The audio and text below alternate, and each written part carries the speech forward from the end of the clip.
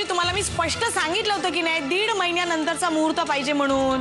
जी आमची चंदन आहे ना नवरी मुलगी तिच्या धाकट्या बहिणीची 12वीची परीक्षा आहे हो. 4-5 वर्ष थांबावं लागतंय म्हणताय. नाही म्हणजे आमचा प्रसादचा काही प्रॉब्लेम नाही हो. त्याला खूप स्थळं मिळतील पण त्या चंदनाचं काय 9 तारीख तर 9 तारीख काय हो. अहो वृंदाची 12वीची परीक्षा आहे ना बोर्डाची 10 तारखेपासून. हो बाबूराव काकडे तुम्हाला चंदनाचं लग्न महत्वाचं वाटतं का त्या वृंदाची परीक्षा.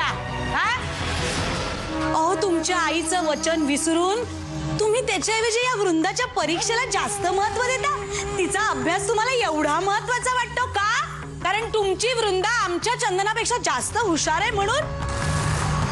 आता आपल्या समोर 2च पर्याय आहेत. एक म्हणजे गुरुजींनी सांगितलेली 9 तारीख त्या दिवशी लग्न करून मोकळं व्हायचं किंवा बघा किंवा त्या 2 म्हाताऱ्यांनी जे लग्न ठरवलं होतं ना प्रसाद आणि चंदनाचं ते विसरून जायचं.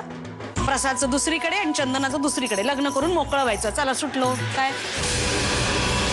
कारण हा जर मुहूर्त साधला नाही तर मी माझ्या प्रसादला काही बिन लग्नाची ठेवायची नाही तुमच्या वृंदाच्या परीक्षेसाठी. काय निर्णय घ्यायचा तो तुमचा तुम्ही घ्या. या भागात एक झटकाच तोरण लावून टाकू. सगळे बघत राहिले पाहिजे. इकडनं लाइटिंग सोडू.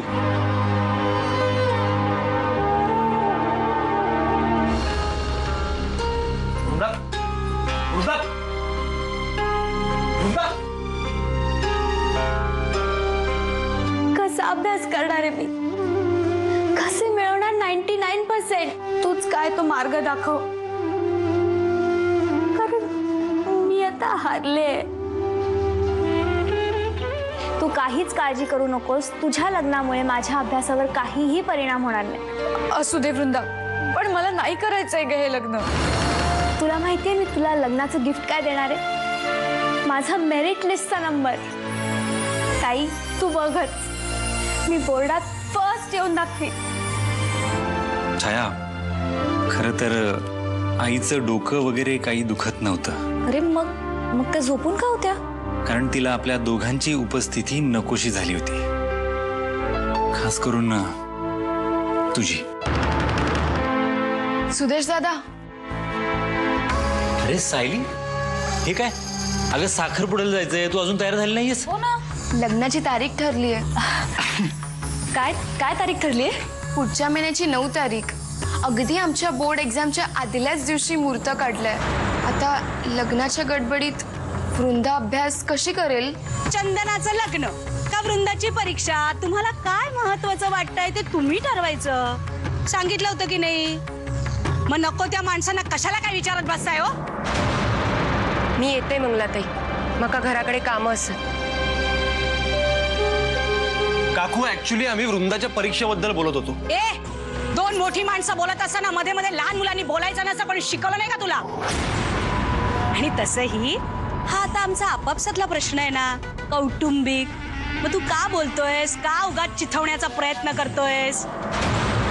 अगं आई पण पुढच्या महिन्याच्या 10 तारखेपासून वृंदाची परीक्षा सुरू होती बोर्डाची. मग वृंदाच्या परीक्षेनंतरचा मुहूर्त काय. कोणाच्याही सल्ल्याची गरज नाहीये इकडे आणि तुझ्या तर अजिबातच नाही. जा तयारीला लागा. सुदेश माझ्या प्रसादचं लग्न आहे रे. एका मुलाच्या लग्नाच्या बाबतीत जी चूक केली आहे ना ती पुन्हा नाही होणार. या वेळेला सगळे निर्णय मी एकटीच घेणार. नाही मी असेन तुमच्यापेक्षा जरा कमी शिकलेली पण या सगळ्या बाबतीत मला इतरांपेक्षा जरा जास्त चांगलं कळतं.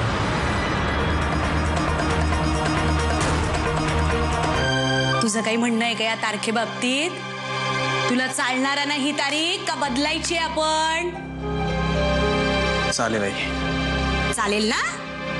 जा तयारी कर जा. साखरपुडा आहे नाच.